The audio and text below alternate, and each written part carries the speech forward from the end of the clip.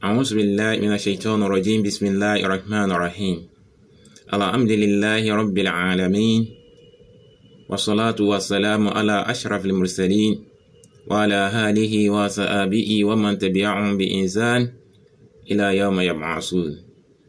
أما بعد، أيها الإخوان في الإسلام، أقول السلام عليكم ورحمة الله وبركاته. Adúpẹ́ fún Ọlọ́run ọba aláàánú jùlọ, olóore ọ̀fẹ́, aládùpẹ̀lẹ̀ ẹ̀san rere. Atọrọ ìkẹ́ àti ìgẹ̀ fún aláyé lọ́run ànábì wa Muhammad sallallahu alayhi wa sallam. Ìkẹ́ àti ìgẹ̀ yìí kó má mọ lórí tirẹ̀ nìkan, kó má bẹ lórí àwọn ará ilé rẹ̀, àwọn sàábé rẹ̀ àti gbogbo àwọn tó bá fi dáadáa kọ́ṣe tirẹ̀ títí lọ di ọjọ́ ẹ̀san. Ẹ̀yin ọmọ ìyá mi alápọ̀nlé jùlọ, èyí tí a máa fi pera wa sí àkíyèsí lónìí, òun náà ni ìṣe kan èyí tí ó já sí nípe ní èmi àti yín àti gbéjù sílẹ̀, tá ti ẹ̀ wá lérò wípé kò ń ṣe ara ẹ̀sìn wa bó ti hùn kó mọ. Bẹ́ẹ̀ sì ni ipa tó kó nú ẹ̀sìn kò ń ṣe kékeré. Kódà nínú èròǹgbà èmi àti yín ni wípé tí ó bá di ọjọ́ ìgbéǹde al-Qiyamah, kò sí nínú nǹkan tó máa béèrè lọ́wọ́ wa. Bẹ́ẹ̀ sì ni ọ̀rọ̀ kò rí bẹ́ẹ̀. Ọ̀rọ̀ kò rí bẹ́ẹ̀ látara wípé bí ìṣe yìí bí ó ṣe pàtàkì tó, láìmọye ọ̀nà, láìmọye ààyè nínú Al-Qur'an al-Karim. Nígbàtí Ọlọ́run Ọba tó bá fẹ́ pe àwọn olùgbàgbọ́ òdodo sákèésí, tàbó tí ẹ fẹ́ gbé iṣẹ́ kan tó ṣe pàtàkì lé wọn lọ́wọ́ ni, a máa fi ìṣe yìí, a máa fi ròyìn wọn. Lápẹẹrẹ tá bá lọ wọnú Al-Qur'an al-Karim. Ba'da a'udhu billahi minash shaitanir rajim. Bismillahir rahmanir rahim. Ya ayyuhalladhina amanu wa amilu soliha. Ọlọ́run bá ní mo pe ẹ̀yin tẹ́ nígbàgbọ́ òdodo tó sì tún ṣiṣẹ́ rí pẹ̀lú. Alákọ̀ọ́kọ́ ni ìgbàgbọ́ òdodo tó yè kooro nínú Ọlọ́run Ọba àti iṣẹ́ rí sí ọmọ èdè ènìyàn. Ṣùgbọ́n àwa mùsùlùmí, ìkan la dìmú nínú ẹ̀ àti fìkan sílẹ̀. Ọlọ́run Ọba máa po ìyàn ọ̀rọ̀ méjì yìí, ìgbàgbọ́ òdodo àti iṣẹ́ rí. Ọlọ́run Ọba máa po ìyàn méjèèjì ní gbogbo ìgbà tó bá fẹ́ bá olùgbàgbọ́ òdodo sọ̀rọ̀, ká bá lè mọ bí wọ́n ṣe pàtàkì tó. Ọ̀rọ̀ wọn dàbí ọ̀rọ̀ táyíkáyìn ni, tàbí ká fi wí ẹsẹ̀ méjì. Tọ́lọ́run bá ń ṣe ẹsẹ̀ ọ̀tún tó ṣe ní ìgbàgbọ́ òdodo, tó sì ṣe ẹsẹ̀ òsì tó ṣe ní ìwà rẹ̀. Kò rújú lọ́dọ̀ èmi àti yín pé téèyàn bá ní ẹsẹ̀ méjì á lè rìn gẹ́rẹ́gẹ́. Ṣùgbọ́n tí àléébù bá ti dé bá kan nínú àwọn ẹsẹ̀ yìí, irú ẹni bẹ́ẹ̀ á dẹni tí ò ní lè rìn bó ṣe tọ́ àti bó ṣe yẹ. Lónìí, ẹsẹ̀ ìgbàgbọ́ òdodo òun nìkan ni mùsùlùmí fi ń dúró.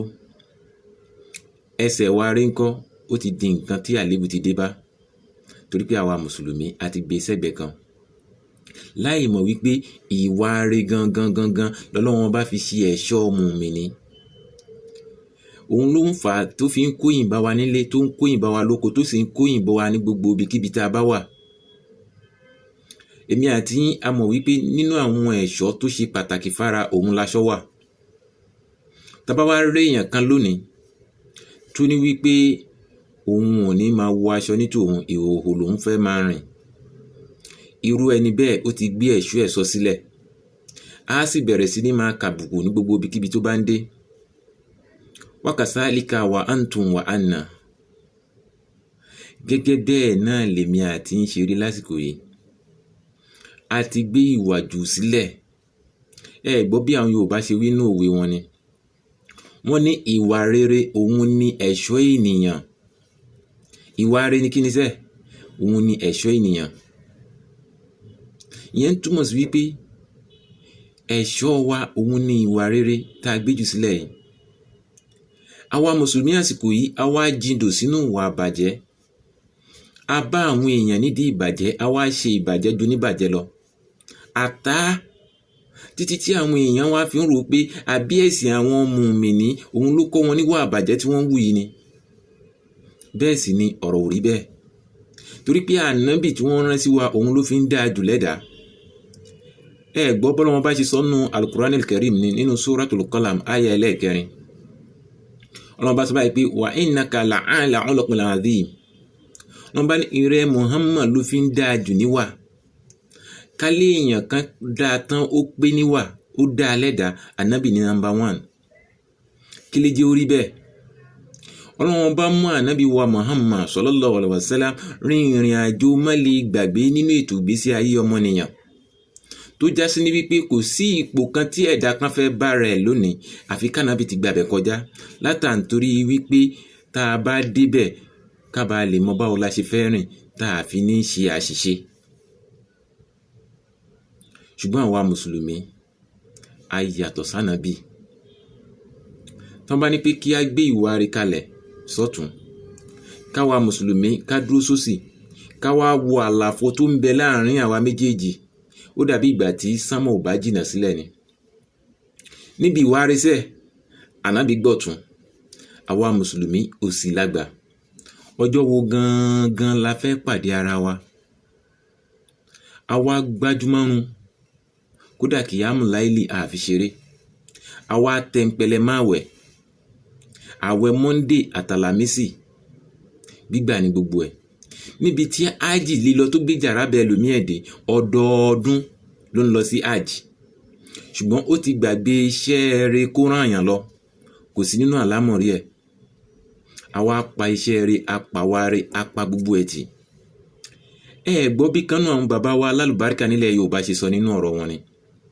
Bàbá wa Sheikh Adam Abdullahi Al-Ilory, nígbà tí bàbá ń pè wá sákèsí lórí ọ̀rọ̀ yìí nínú wákà wọn, bàbá ní kọ́lọ́hún kó lè gbàrún wa, ànlá kọ́lọ́hún kó lè gbẹ̀sìn wa, kọ́lọ́hún kó lè gbàrún wa, ànlá kọ́lọ́hún kó lè gbẹ̀sìn wa, káfí wa rere pẹ̀lú ẹ̀sìn, kọ́lọ́hún kó lè gbàrún wa.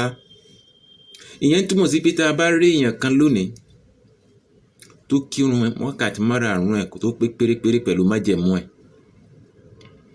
tó sì gba àwẹ̀ nínú oṣù Ramadan bó ṣe yẹ kó gbà á,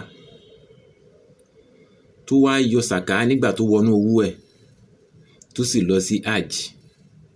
Àwa túrú iṣẹ́ ẹrú ẹni bẹ́ẹ̀, àwa bá iṣẹ́ rere ìwà rere níbẹ̀. Nígbà náà irú ẹni bẹ́ẹ̀ ó ti ṣe àṣedànù. Nǹkan tí bàbá ń try láti sọ fún wa nìyẹn. Nǹkan tọ́lọ́run bá máa fi gba iṣẹ́ lọ́wọ́ ẹ̀dá, òun náà ni iṣẹ́ rere, ìwà rere. Ẹ wá rọ́rọ̀ àwa mùsùlùmí lónìí. Ọlọ́run bá wá kí ọ̀rọ̀ bàbá lẹ́yìn nínú àyà al-Qur'an al-Karim. Ọlọ́run bá sọ báyìí pé inna salata tanha anil fahsha'i wal munkar. Ọlọ́run bá ní dájúdájú ìrun ta ní kẹ́ẹ̀kí, tanha anil fahsha'i, ìrun tí a gba ìwà àbàjẹ́, ìwà àdọ̀tí kúrò lọ́wọ́ yín ni, àti gbogbo àwọn nǹkan tó kàn kọ̀, nǹkan tó ń kóni nírira. Nígbà tá a bá wá láà kírun lónìí, tó já sí pé gbogbo ìwà ìbàjẹ́ ọwọ́ wa ló kún sí, kí láǹfààní? Àní tá a bá sọ pé a gba àwẹ̀, tí àwẹ̀ tá a gbà tí ò fi àánú wá sí ọmọlàkejì lójú, tí ò fi àánú ọmọlàkejì sí wa lára, then kí láǹfààní àwẹ̀ wa? Tá a bá láà ṣe hajj, ayọ̀ sàká, kí láǹfààní owó tá a ní nígbà tá a bá lè fi ṣàánú tí ò sí wà níbẹ̀? Báwa mùsùlùmí ṣe rí nílé, àwa gbé jù sílẹ̀ ìwà rẹ̀, àwa wò ó sọ́tún, a wò ó sósì.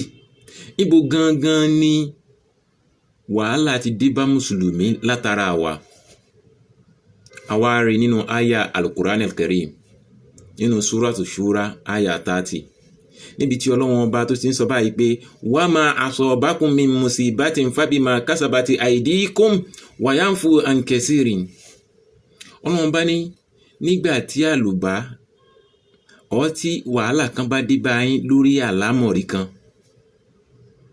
fabima kasabati aydikum, Ọlọ́run bá ní àfọwọ́fà ara yín ni, wa yanfu an kasirin, Ọlọ́run bá ní kò bá pọ̀ jù bẹ́ẹ̀ lọ, bí èmi Ọlọ́run bá mò ń ṣe àmójúkúrò. Èyí tí mo gbójú fò ló pọ̀, èyí tí mo reduce ló pọ̀. Ó túmọ̀ sí pé bí ọ̀rọ̀ wa ṣe dà yìí lórí ìwà, àfọwọ́fà èmi àti yín ni. Ìdí nìyí táwọn Yorùbá fi support wa, wọ́n ní amúkù ẹrù ẹwọ́, olókè lẹ́ ń wo ẹ̀wò sálẹ̀, torí pé àti sálẹ̀ ló ti wọ́ wá. Gbogbo wa la mọ̀ wípé gbogbo nǹkan tí foundation bá wà solid, kò sí nǹkan tá a fẹ́ gbélé lórí tí ò ní dúró, ṣùgbọ́n nǹkan tí foundation ò bá ti wà òkè ó máa mẹ́hẹ ni, torí pé ẹṣin iwájú wa òun ni tẹ̀yìn ń wò sáré. Gbogbo àwọn tí wọ́n dúró níwájú tó yẹ káwọn èèyàn máa wò, ọwọ́ ọ̀dọ̀ wọn gangan ni wárí ti bàjẹ́, ọ̀dọ̀ wọn gangan ni gbogbo nǹkan ti dàrú. Ló ń túmọ̀ sí pé báwọn ẹni ìṣáájú wa ṣe rí bẹ́ẹ̀ làwọn èrò ẹ̀yìn náà ṣe rí lónìí níbi ìwà. Torí pé ànábì wa Muhammad sallallahu alaihi wasallam ó jẹ́ kó yé wa wípé al-ulama'u warasatul anbiya, pé àwọn àfáà gangan ló jogún àwọn ẹni Ọlọ́run. Lọ́dọ̀ àwọn àfáà wá ní ìwà ti wá wọ́ wá, àtàwa tá à ń pera wa lónísúnà àtàwa tá à ń ṣe onísúnà kò sí yàtọ̀ láàrin gbogbo wa lórí ọ̀rọ̀ wa, kò sí ìyàtọ̀. Tí ò bá rí bẹ́ẹ̀, ta lẹni tó yẹ kí èèyàn lọ sábà nígbà tí ìdààmú bá wọnú ayé èèyàn, tí àìrójú àìráyè tó ń bá èèyàn ṣọ̀rẹ́, téèyàn wá wò pé ẹ jẹ́ ká sá lọ sọ́dọ̀ àfáà, tá a wá gbé wàhálà ẹyọ kan ṣoṣo tá a gbé dọ́dọ̀ àfáà tó já sí ní pé ńgbà tá a fẹ́ kó ń bẹ̀ bíi 5 sí 10 ló hard mọ́nú ìta gbé wá. Bọ́rọ̀ wá ṣe dà lásìkò ire. Nǹkan tí mo ń sọ kó bá lè yé wa, ẹ jẹ́ n tàn mọ́lẹ̀ díẹ̀ sí. Lápẹẹrẹ, kárí èèyàn kan tó lọ yá 60,000 tó fi bẹ̀rẹ̀ òwò, láàrin ọjọ́ díẹ̀ 60,000 di 30,000 mọ́ lọ́wọ́. Ó wá ké gbàǹjarì lọ bá àfáà, ẹ máa gbà mí, ẹ máa ra mí, 60,000 mà ti di 30,000 mọ́ mi lọ́wọ́ láàrin ọjọ́ díẹ̀ tí mo fi bẹ̀rẹ̀ òwò. Dípò kémi àti yín ká béèrè àwọn ìbéèrè tó máa tọ́ wa sọ́nà lórí àlámọ̀rí ètò ìgbésí ayé wọn, bíi ká béèrè pé ńbo ló gba ṣọ́ọ̀bù sí, kọ̀rọ̀ ni àbí gbangba, torí pé tó bá jẹ́ kọ̀rọ̀ ó ṣeé ṣe kó má jẹ́ kó máa tà. Tó bá tẹ̀ wá fún wa láǹsà pé gbangba lòun bá gba ṣọ́ọ̀bù sí, ká tún béèrè lọ́wọ́ ẹ̀, ṣé nǹkan tó ń tà ṣó ní í ṣe pẹ̀lú àwọn tó wà ládùúgbò, ṣé nǹkan tí wọ́n nídìí ládùúgbò yẹn ló ń tà, àbí nǹkan tó tiẹ̀ ń tà kò tiẹ̀ ní í ṣe pẹ̀lú nǹkan táwọn èèyàn nídìí. Táǹsì ẹ̀ bá tún jẹ́ yes, ká béèrè lọ́wọ́ ẹ̀ kí ni distance tó wà nílé ẹ̀ sí ṣọ́ọ̀bù, kó má jẹ́ pé gbogbo èrè tó ń rí ló ti fi wọ mọ́tò tán. Ká béèrè lọ́wọ́ ẹ̀ kí ni èrè tó ń rí gan lórí ọjà, iṣẹ́ kí lọkọ ẹ̀ ń ṣe, kó má jẹ́ pé òun gangan ni breadwinner family.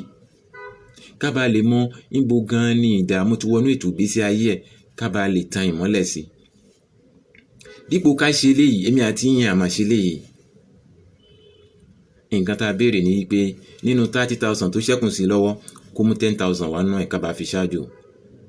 Ó kún mú wá ẹni tó wà nú ìdààmú. Lẹ́yìn ọ̀sẹ̀ díẹ̀ ó tún padà wá, ó lóun ò rí yàtọ̀. A ní kó mú 5,000 sí wá, ká tún bá fi wá ọgbọ́n mi ẹ̀ dà.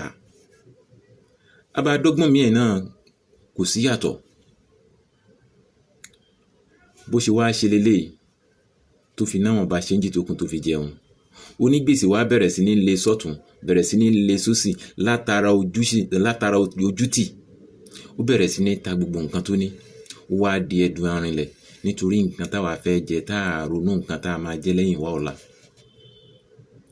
Abẹ́ni tó ní problem pẹ̀lú ọkọ ẹ̀ àti gbogbo fámìlì ọkọ ẹ̀ pátápátá tó wá ké gbàǹjarì bá wa pé èmi àtọkọ mi àmàkólà tàbí ọkọ mi, ẹ ràn mí lọ́wọ́. Dípò ká béèrè lọ́wọ́ ẹ̀ pé irú ìwà wo ló ń wù tọkọ ẹ̀ àti gbogbo mọ̀lẹ́bí ẹ̀ pátápátá tá àwa rẹ́ nìkan ṣoṣo nínú wọn tó nífẹ̀ẹ́, torí pé Yorùbá ní kò ní burúburú kó má kẹ́ nìkan kún ni. Ká wá kọ́ lẹ́kọ̀ọ́ ìwà ọmọlúàbí tá là ń bí mú wá, wọ́n ṣe ń hùwà sọ́kọ, wọ́n ṣe ń hùwà sára, wọ́n ṣe ń hùwà sẹ́bí, tí èèyàn fi ń níláárí nílé ọkọ, tí èèyàn fi ń rí ibùjókòó sí. A mà ṣe bẹ́ẹ̀. Owó yìí náà látún ní ó mú wá. Ó kún mówó wá, a sì bá ṣáájú. Ṣùgbọ́n ọ̀rọ̀ wa là ń sọ, torí pé àwọn bàbá wa wọ́n lọ wọ́n bọ̀ nú ọ̀rọ̀ wọn. Wọ́n ní obìnrin sọ̀wànù ó lóhun ò lórí ọkọ. Ta ni ò yẹ kó má lórí ọkọ bí òṣùbìnrin tí ò ní wà? Ìgbà tí ò chíǹjì wà, àṣẹ̀yìnwá àṣẹ̀yìnbọ̀ wọ́n máa padà lè jáde ńlé. Ó wá da láìlára, ó da láìlẹ́bí, ó wá dẹni tó ń dá ilé moṣú kiri nítorí nǹkan tá a fẹ́ jẹ. Lónìí, àwa àfáà ọ́fíìsì tá a fi ń gbàlejò kò yàtọ̀ sí ti babaláwo. a sì ń sọ fáwọn èèyàn pé kí wọ́n má ṣẹbọ, a dẹ̀ introduce ẹbọ sí wọn stylishly. Bí a ṣe rí lásìkò yìí lélẹ̀, àwọn èèyàn wá bẹ̀rẹ̀ sí ní sákò ní Islam nítorí ìwà àbàjẹ́ ọwọ́ wa. Ló wá fi dífá fún gbogbo àwọn ẹni tó jásí ní pé oníbàjẹ́ ni wọ́n, gbogbo wọn wá ń sá sí abẹ́ Islam láti ṣe bàjẹ́. Àwọn tí wọ́n ń ṣe àfáà tí wọ́n tún ń pera wọn láàfáà tí wọ́n ń ṣe Yahoo Plus àti bẹ́ẹ̀ bẹ́ẹ̀ lọ. Tẹ́bá wá rẹ́ni tó fẹ́ ṣe bàjẹ́ lónìí, abẹ́ Islam ló ń sá sí láti fi ṣe bàjẹ́. Ìwà wa wá tako hadith, bẹ́ẹ̀ ni ó ń tako al-Qur'an al-Karim. Gbọ́ bí Ọlọ́run bá mi ọba àlékè ọlá fi sọ nínú Quran chapter 3 verse 110. Ọlọ́run bá ní kuntum khayran ummatin ukhrijat lin-nas ta'muruna bil ma'ruf wa tanhauna 'anil munkar wa tu'minuna billah. Ọlọ́run bá ní kuntum khayran ummatin, ẹ̀yin mùsùlùmí ní ìjọ tó dáa jù lórílẹ̀.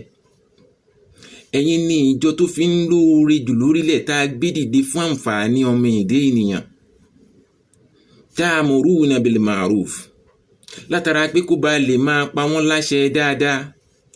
Wa tanhauna 'anil munkar, bẹ́ẹ̀ sì ni kó máa kọ̀ fún wọn níbi ìwà àbàjẹ́. Wa tu'minu billah, kó sì nígbàgbọ́ tó dúró déédéé tó rinlẹ̀ nínú Ọlọ́run ọba rẹ̀. Ọlọ́run ọba tún rò papọ̀ ìgbàgbọ́ tó dúró ṣinṣin àti wá rẹ̀. Ṣùgbọ́n lábẹ́ àyà tí mo kà yìí, àwa mùsùlùmí a sí ń bẹ̀. Wàláì lásìkò yìí a sí ń bẹ̀. Àwa níjọ tó lóore jù, kò sí iyèméjì ń bẹ̀. Ṣùgbọ́n nǹkan tó fà á tá a fi lóore òun ni pé ta'muruna bil ma'ruf, ká pàṣẹ dáadáa. A ti wá gbé ìpàṣẹ dáadáa jù sílẹ̀. Tá bá wá tún rí èèyàn kan tó bá wà lórí dáadáa, tó wá ń ṣe dáadáa, àwa mùsùlùmí pàápàá jùlọ àwa tá a já àfà, àwa ni number 1 tá a máa kọ́kọ́ takorú ẹni bẹ́ẹ̀. A máa tako dáadáa látàntorí wípé kò sọpọ́ọ̀tì ìbàjẹ́ tá à ń ṣe. A máa tako dáadáa. Tá bá wá rí èèyàn kan tó gbé bàjẹ́ lọ́wọ́, a máa wá ṣagbátẹrù ẹ̀, a máa fún níkùn lọ́wọ́ lórí ìbàjẹ́. Bá ṣe rí lásìkò yìí rèé. Ìdí rèé tí dààmú fi wọnú ètò ìgbésí ayé mùsùlùmí látara wa, torí pé a ti gbé jù sílẹ̀ ojúṣe tọ́lọ́run bá jẹ́ tó gbélé wa lọ́wọ́ tá a fi jẹ́ tọ́ tó dáa, òun ni pé ká pàṣẹ dáadáa. Eléyìí ò tó nǹkan, kí ló tí ì ṣe tójú òrírí, ẹ fi sílẹ̀ jẹ́ ó máa wọ ẹ lọ. Díẹ̀ bí ìbàjẹ́ ṣe bẹ̀rẹ̀ sí ní wọ àwọn èèyàn lẹ́wù lélẹ́yìí tó dá bùbá fún wọn, tó tún dá agbádá le, tó wá di nǹkan tí ò ṣeé gbà mọ́. Àtá tó fi já sí ní wípé ilé àfáà gangan ní ìbàjẹ́ ló ti kọ́kọ́ bìnàyà.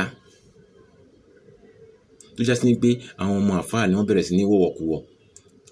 Nígbà tó bá jẹ́ pé ọmọ imam òun gangan ló kọ́kọ́ ṣírí ìwọ̀kuwọ̀, kí lẹ ní káwọn ọmọ màmúùmù kí wọ́n ṣe? Àwọn náà bẹ̀rẹ̀ ni. Bá ṣe rí rèé, ẹ̀yin ọmọ ìyá mi nínú ẹ̀sìn. Bẹ́ẹ̀ sì ni àwọn tí wọ́n kọ́kọ́ wúrú wà tá à ń wù yìí, Ọlọ́run bá lóhùn ṣépè fún wọn látorí ahọ́n àwọn ànábì wọn. Tá bá lọ wọnú Suratul Maida, Ọlọ́run bá sọ báyìí pé lu'ina alladhina kafaru min bani Isra'ila ala lidhani Da'uda wa Isa ibn Maryama. Ọlọ́run bá ní a ṣépè fún àwọn aláìgbàgbọ́ nínú àwọn ọmọ Bani Isra'ila látorí ahọ́n ànábì Da'uda àti Isa ọmọ Maryama. Dhalika bima 'asaw wa kanu yaqtadun. Ọlọ́run bá ní látara yí pé wọ́n yapa òjíṣẹ́ Ọlọ́run ọba, wọ́n sì kọjá àlà. Ṣé àwa náà àti ìyapa òjíṣẹ́ ṣáà ti kọjá àlà? Ọlọ́run bá ní kanu la yatanahawna 'anil munkar fa'alu. Ọlọ́run bá ní àwọn tá a wí yìí wọ́n ń kọ̀ fúnra wọn níbi ìwà àbàjẹ́ tí wọ́n ń ṣe níṣẹ́. Labisa ma kanu yaf'alun. Ọlọ́run bá ní ṣíọ̀, ó mà ṣe o nǹkan tí wọ́n ń ṣe níṣẹ́. Tá bá tún lọ wọnú Suratu Maida kan náà 78 to 79 ní tí mo kà yẹn. Tá bá tún lọ wo the same Maida ní 62, Ọlọ́run bá ní watara kaseeran minhum yusarri'una fil ismi wal 'udwan wa aklihumu sukhta labisa ma kanu ya'malun. Ọlọ́run bá ní watara kaseeran minhum, tó bá rí ọ̀pọ̀lọpọ̀ àwọn tá a sọ yìí yusarrihuna fil ismi tó bá ti di nǹkan tó jẹ́ ẹ̀ṣẹ̀ òun ni wọ́n máa ṣalápá ń tètè ni wọ́n máa pọ̀ ṣẹ̀ṣẹ̀ lọ sí díẹ̀ àti nǹkan àkọjá àlà ìtayà àlà ọlọ́run bá ní ìgbàjẹ́ ìgbàmú wọn bí tí wọ́n ti ń rí àjẹ àmú ọ̀nà tó worst ni ọ̀nà tó burú jáì ni wọ́n bá ní ṣíọ̀ nǹkan tí wọ́n ń ṣe níṣẹ́ ọmọ ìyá mi nínú ẹ̀sìn bá mùsùlùmí bá ṣe rí lásìkò ilélẹ̀ àfi ká gbìyànjú ká padà sídìí tá a fi dá ká bẹ̀rẹ̀ sí ní máa pàṣẹ dáadáa ẹ má jẹ́ abú èèyàn kan bal nalumu anfusana ya ma'sharal muslimin ẹ jẹ́ abúra wa bó ṣe dà yìí àfọwọ́fà gbogbo wa ni ká wá padà kò tí ì pẹ́ jù tọ́ra àwọn bàbá wa wọ́n ní oòrùn tó kùn lókè ó sì taṣọ gbẹ ẹ jẹ́ padà síbi ìwà ọmọlúàbí ká dẹ́ni tó ń pàṣẹ dáadáa tó sì ń kọ̀wà àbàjẹ́ pẹ̀lú ògo lọ́dọ̀ Ọlọ́run àti àtìlẹ́yìn ànábì wa Muhammad sallallahu alaihi wasallam nínú ojú kejì ẹ máa gbọ́ làbárì.